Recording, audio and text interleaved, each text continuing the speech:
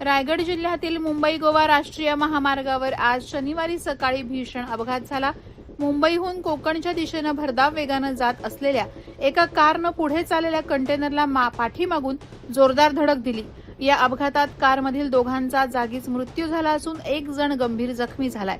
जखमी व्यक्तीला तातडीनं कोलाड येथील रुग्णालयात दाखल करण्यात आलं असून त्याच्यावर उपचार सुरू आहेत। ही घटना सकाळच्या सुमारास कोलाडजवळील पुई गावच्या हद्दीत घडली।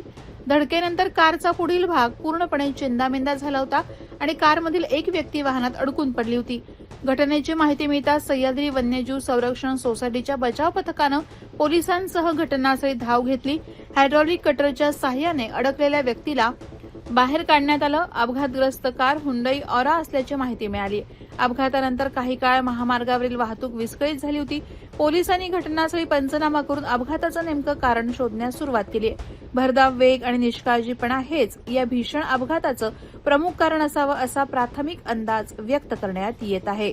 राकेश कोळी, प्रहार डिजिटल, कोकण।